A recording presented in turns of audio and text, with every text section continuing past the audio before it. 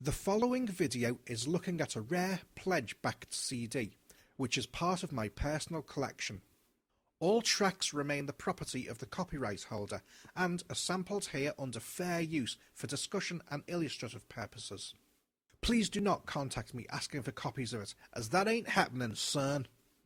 With that said, let's crack on!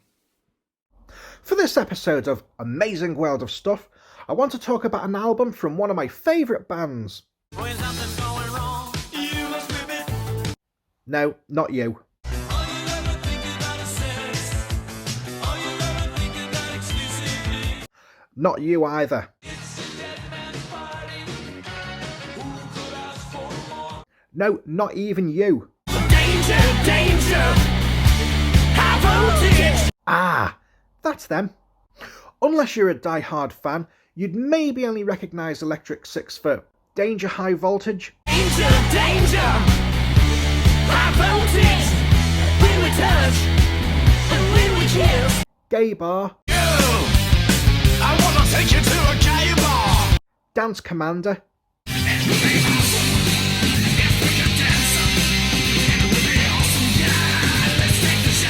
or maybe their cover of Queen's Radio Gaga.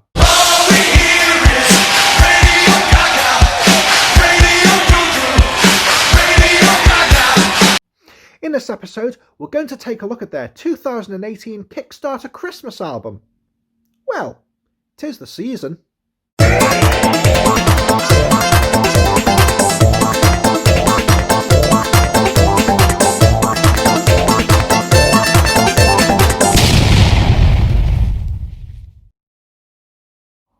Electric Six are a cult band. They began life as The Wild Bunch in Detroit, Michigan in 1996. They scored 2 hits in the UK back in 2003, and their debut album, Fire, was critically lauded and reached number 7 in the UK album charts. Unfortunately, with their outrageous visuals and over-the-top songs, they were dismissed as a novelty band. The last single to be released in the UK was the cover of Radio Gaga, much to the protestations of the band. You have the time, you have the power, you're yet to have your finest hour. Radio. Despite many excellent tracks on their second album, Signor Smoke, the record company insisted that this was to be the single off the album. Unfortunately, this just cemented the view that they were a novelty band, and the album received poor reviews in the UK music press. It's a crying shame, as it's an absolutely excellent album, which may get its own episode one day. The band signed up to the Metropolis Records label back in 2005, and that remains their label to this day. There appeared to be more freedom to explore ideas rather than the pressure to release radio hits. To this day, Electric Six have released 20 albums with no sign of stopping. Until COVID, they toured every year, and it was a Christmas tradition for my mate Tim and I to go and watch them in Liverpool. Hey Tim, stay safe buddy. In 2017, the band launched a video to promote their latest Kickstarter campaign, a Christmas album. We're making a Kickstarter campaign to finance our Christmas record. We've been doing this a long goddamn time, but we haven't done a Christmas record yet. You know what? Now's the time to do it. Backed with a slowed down acoustic album. However, it's the Christmas album that I'm featuring here. I'm a hardcore fan of the band. That's my collection right there. I've pledged on all of the Kickstarter campaigns with various degrees of satisfaction. This was their 5th crowdfunded campaign, and I think it's safe to say that I doubt my fellow fans and I were exactly hankering after a Christmas album. However, fan loyalty to the band is strong, and they consistently produce the goods. They're the sort of bands that you can get on board with for having a concept like this. They've got a proven track record, so you know that it's going to be something a little different. Thus, I threw my pledge in and got my copy of the albums, along with the second Electric Six karaoke disc that I'd chosen as my tier reward. It's an album that has seasonal appeal. Outside of December, give or take a track or two, I really don't listen to it that much. It's not a bad album, well produced and a decent length at 18 tracks. It's also nice to have in the collection and bust out at this time of year. So, after all that, let's look at Christmas Electric Six style and see what the album had to offer. Track 1. Track 1 is called Father Christmas, and it's a cover of the 1977 track originally by the Kinks. Father Christmas, give us some money. We'll beat you up if you make us annoyed. Father Christmas, give us some money. Don't mess around with those silly toys. It's about a department store Santa who's mugged by a gang of poor children. They tell him that the toys he's got are impractical and only cold hard cash will do them any good. They tell him to just give the toys to the little rich kids. This feels like the perfect song for Electric Six to cover. The humour and irony sit well alongside several other Electric Six tracks, and that's why I love them. It's a good opening track and stands the album in really good stead. Track 2. Track 2 is a cover of You're a Mean One, Mr. Grinch, from the 1966 animation of Dr. Seuss's How the Grinch Stole Christmas, sung by Thurl Ravenscroft. You're a mean one, Mr. Grinch. You really are a heel. You're as cuddly as a cactus. You're as charming as an eel, Mr. Grinch. In fact, this one goes back to 2011 when the bands performed the track live for the AV Club, an entertainment website featuring examinations of music, books, films, etc. The cover version was incredibly popular and naturally found a home as a studio recorded version here. Track 3. Track 3 is a slowed down version of Silent Night mixed with Tom Waits' A Christmas Card from a Hooker in Minneapolis from his 1978 album Blue Valentine. I'm pregnant and living on 9th Street, right above a dirty bookstore off Euclid Avenue. And I stopped taking dope, and I quit drinking whiskey. And my old man plays the trombone and works out at the track. It's a first-person narrative detailing the titular hooker's life experiences to her ex called Charlie. She's turning her life around with a new partner and her determination to improve her circumstances. That is until the end of the track where she reveals that it was all a fantasy, she's really in jail, but will be eligible for parole on Valentine's Day. The track is simply listed as Silent Night on the album notes. Until I researched this, I thought it was an Electric Six original, so I was surprised to see that this was another cover. Again, the deadpan dark humour and first-person experience feels so Electric Six. It's another good one, and the band have created a lovely little arrangement for this track. Track 4. Track 4 is called A Power Chord Christmas. We need a power cord this Christmas to plug our lights into. This is a power chord Christmas for me and you.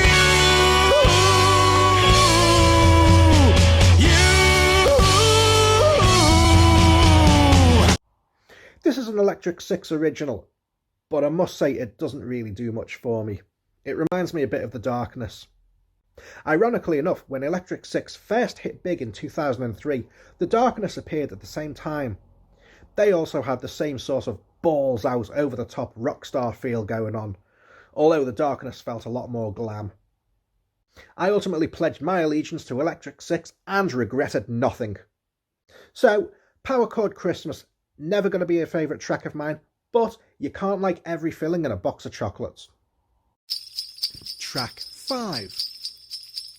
Track 5 is Silver Bells. This is a pretty straightforward cover of the track, written by Jay Livingston and Ray Evans in the 1950s, and is one of my favourite Christmas songs, so it was nice to hear on this album. Silver bells, silver bells, it's Christmas time in the city. Oh yeah, ring-a-ling, them ring. Soon it will be Christmas Day.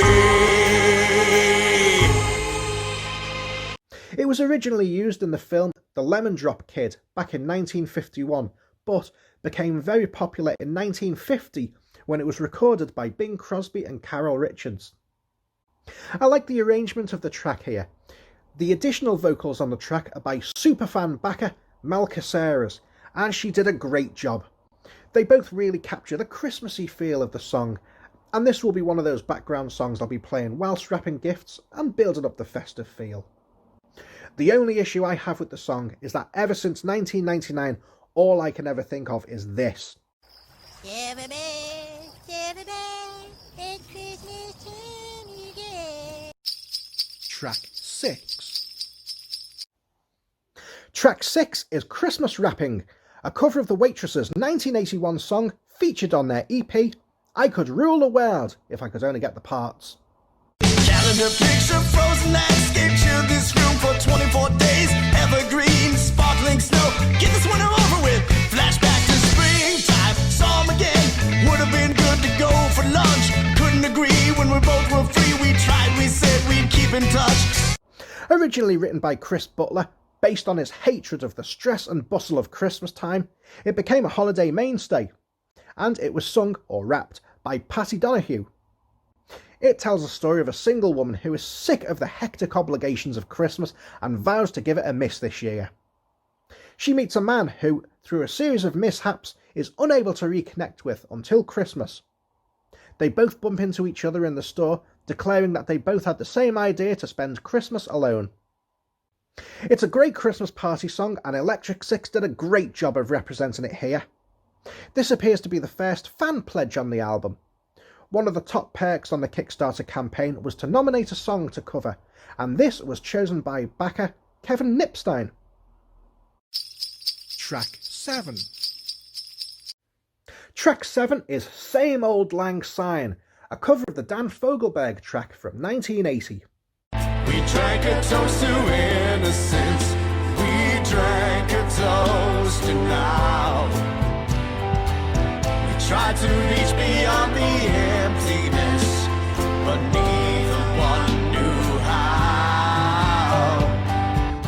I love this track. I find it heartbreakingly sweet and captures the essence of the connections we had in the past but lost. And even when the opportunity arises again, the feeling and spark of times gone by is hard to rekindle. I've read that this is based on an instance that happens to Fogelberg when he ran into an old girlfriend in a grocery store in the mid-70s. Valentine and the bands do a great job on this and really bring out the emotion of the song. Definitely a highlight for me on the album. This was the second backer chosen track, and it was picked by Michael Lau. Great choice there, sir. Track 8. Track 8 is Christmas at Kmart, and is a cover of the 1978 song by Root Boy Slim, aka Foster McKenzie III, and the Sex Change Band. How about this album by Electric Six? The mood ring counter is all aglow. It sounds like a pretty faithful recreation of the original track. The band's reworked certain lyrics to make it more self-referential. They replaced Root Boy Slim with Electric Six, which I thought was a nice touch. Unfortunately, it does absolutely nothing for me. This is a track that I skip each time that I play the album. It sounds downbeat and repetitive and really leaves me cold, but so does the original track. However, the story of Root Boy Slim is fascinating and tragic. This song brought him to the attention of Warner Brothers Records and netted him a $250,000 contract. Unfortunately, further albums declined in popularity and they were later dropped from the label. They did go on to release further albums and tour. Mackenzie suffered mental health issues brought on by LSD consumption. He drove an ice cream van to Washington, D.C., climbed over the White House fence and was arrested by the Secret Service. He claimed he was looking for the centre of the universe. He passed away in 1993. This track was chosen by backer Randy LaRue. Track 9. Track 9 is Jingle Bells and is quite possibly my favourite track off the entire album.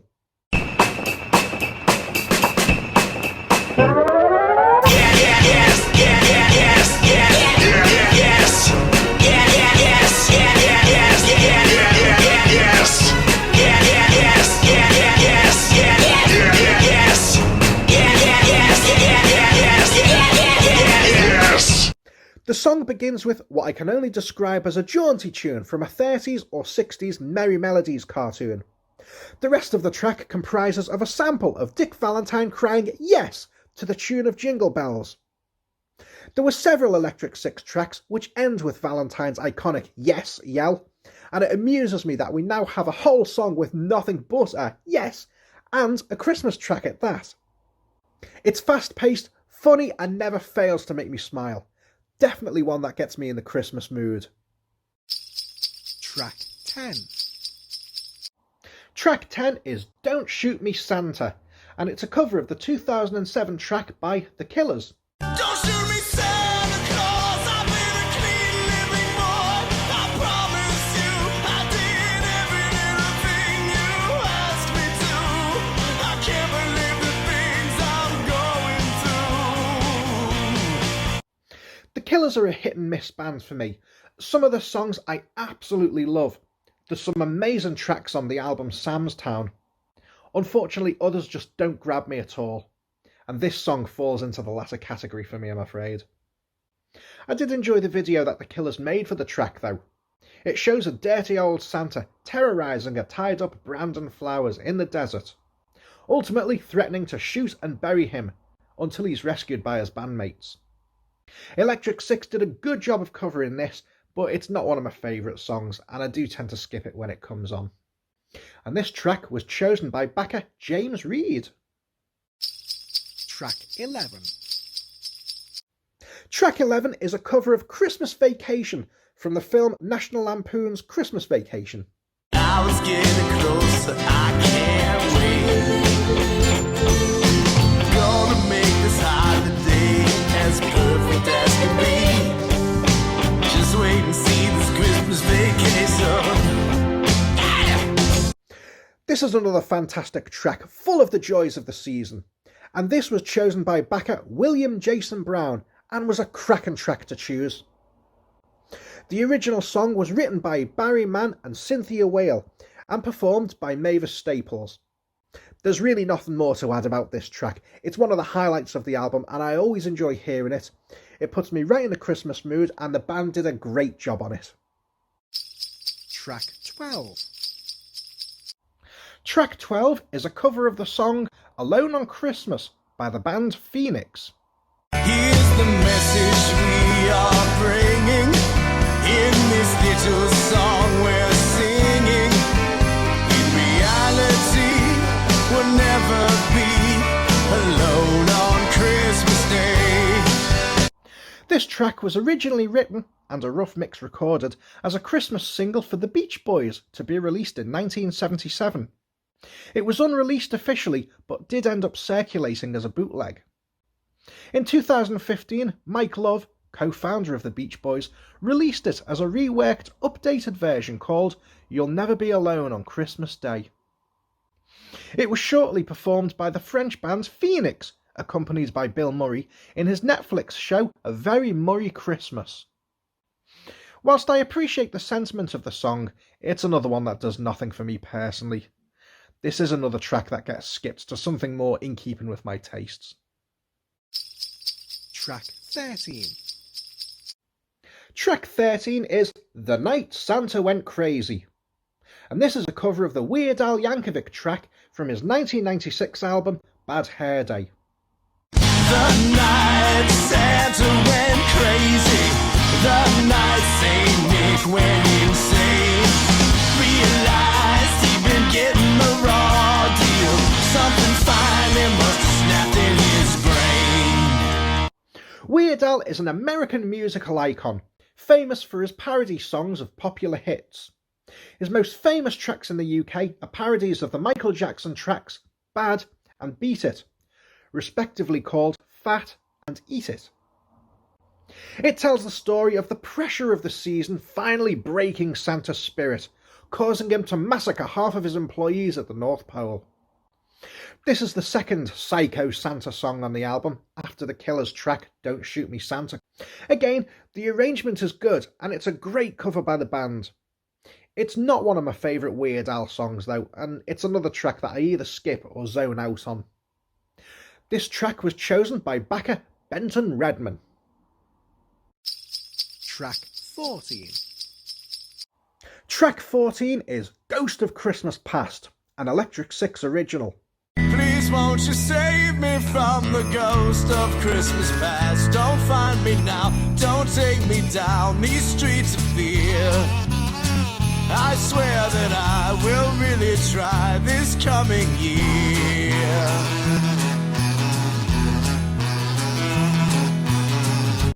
I really like this track. When I was listening to the album in preparation for this video, it really surprised me. I'd forgotten about it from the first time that I'd listened to the album. However, this time it's become a real earworm for me.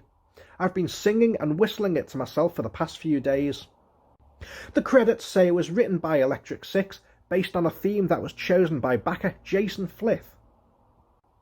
Unless I've misinterpreted the song, it sounds to be from the perspective of Ebenezer Scrooge agitating against the visit from the ghost of Christmas past, but reverting to type in the profane refrain. A brilliant track, and one that I'm sure I'll be replaying a lot over the festive season. Track 15. Track 15 is Little Drummer Boy, which is also a duet with Mark Mallman. Come, they told me, ba-ra-ba-bum-bum, a newborn king to see, ba-ra-ba-bum-bum. Our finest gifts we bring, ba-ra-ba-bum-bum, ra-ba-bum-bum, ra-ba-bum-bum. Aside from the tongue-in-cheek conversation at the start of the song, this is a fairly straightforward cover of the song Little Drummer Boy. Mark Mallman is a friend of Valentine's and has performed in bands himself, as well as composing music for video games and films. They were both involved in the short-lived zombie web series Bite Me back in 2012. Mallman composed the score, and Valentine created and sang the closing songs. Little Drummer Boy performed by anyone is a song that I can never take seriously, and it always makes me laugh, which usually makes Christmas Mass very awkward. Track 16. Track 16 is Cold-Blooded Christmas. That's when I noticed his blood-soaked beard and his red suit filled with bullet holes. I said, oh my God, I killed Santa Claus. I'm not going to jail for this asshole. This track feels like the spiritual successor to the song Big Red Arthur from the band's album Bitch Don't Let Me Die. Both songs deal with the accidental killing of someone dressed as Santa Claus. I seem to recall that the incident in Big Red Arthur was based on a child's misunderstanding that it was Satan coming down the chimney, so they set a trap for him, and then the tragedy of the aftermath as it's explained that it was simply a relative in Santa's costume. In Cold-Blooded Christmas, our protagonist is awoke by what he believes is an intruder. He shoots him, then chops up the body to hide the crime. The final twist is that we discover it's his uncle dressed as Santa Claus delivering presents. This was another one that I was greatly surprised to find out was actually a cover. I believe it was by a Canadian singer/comedian named John LaHoy. This just felt so Electric Six and has the same dark sense of humour present from some of their other album tracks. It's a brilliant song with lashings of gallows humour, and I laughed a lot at the punchline when I re-listened to it the other day. The little insert comments from Darvey, I think, were really funny. And this is another track that I can see being a regular play until Christmas Day. This track was chosen by Andreas Uffelman. Track 17. Track 17 is a cover of Santa Claus is Watching You, recorded in 1962 by Ray Stevens. So baby, if you ever but do me wrong, break my heart and leave me alone. Yes, you do. When Christmas moms, you'd be crying too. Hey! 'Cause Santa Claus is watching you. Whenever I listen to this track, it reminds me of the song Dime Dime Penny Dime off Electric SiX's 12th album, Bitch Don't Let Me Die. It's got the same sort of 50s rock and roll country feel to it, and the end of the track always makes me chuckle when it feels like Dick Valentine is having a free-flowing meltdown about Santa watching us. Ray Stevens had a career that spans from the late 50s to this day. This particular song came out in '62 but was re-released in '77 as part of his Christmas album. Stevens is a singer, songwriter, TV host, producer and comedian. In his career he's been inducted into the Nashville, Georgia and Christian Music Hall of Fame. Like all the previous tracks, Electric Six have created a faithful version of the original song. Not a favourite track on the album for me, but it's entertaining enough and it does make me chuckle. This was the last backer pledged song on the album, and it was from Mr. Stephen Smith. Track 18. Track 18 is the final song of the album, and it's a cover of Grandma Got Run Over by a Reindeer. Grandma got run over by a reindeer, you know she did, walking home from our house Christmas Eve. Why, you can say there's no such thing as Santa, but as for me and Grandpa, we believe. Just as Silver Bells reminds me of South Park, Grandma Got Run Over by a Reindeer just reminds me of this gag from Family Guy. It was originally written by Randy Brooks in 1978 and performed and released by Elmo and Patsy Trigg, Shropshire in '79. It became a popular seasonal song and has been covered numerous times by various bands.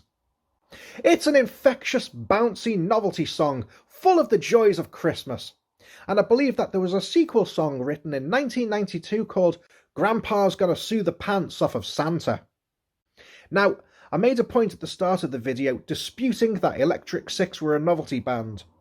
At this point you might be saying, but John, the majority of tracks on this album are novelty songs. Well, this is the 17th album that the band has recorded. No novelty band, no matter how funny the joke, could sustain a career for this long unless they had the talent and content to back it up. This was a Kickstarter campaign aimed squarely at fans who were already on board with and understood the band's humour and eccentricities. We knew that there'd be a tongue-in-cheek element to the album and that they'd infuse Christmas songs with their own style. Christmas songs by their very nature are quite camp and kitsch, so the majority of songs were already established. All the band were doing were adding their own specific sheen and spin to them. Whilst there's a few tracks that don't personally appeal to me, I've enjoyed going through it, and the band at least equalled or raised the quality of the original songs. This wouldn't be an album I'd use to introduce anybody to Electric Six with, but as a concept album to share with fans already used to the sensibilities, it was pretty good. I don't know about you, but I feel 6 times more Christmassy now.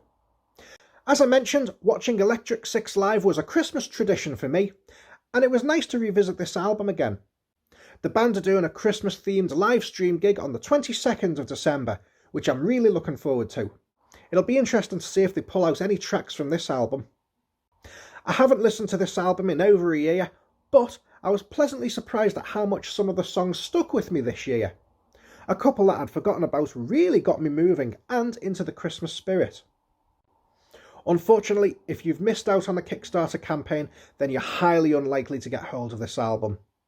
If you do go hunting, then it's probably best to check on eBay or Discogs, but please be aware that you probably will be paying silly money for it. So, that's it. I had planned on getting a 6th episode made to be uploaded on Christmas Day, but I fear that the clock has beat me. So I'm going to take this opportunity to wish everyone a happy Christmas and a safe New Year. Before you go, why not check out some of my 15-second horror-based animations? There'll be more coming next year. Why not also check out the previous episodes of Amazing World of Stuff? Episode 1 looks at the Garbage Pail Kids series, Revenge of Oh the Horrible, and the horror films that they're parodying. Episode 2 looks at a very rare UK horror magazine from the 90s called Terror.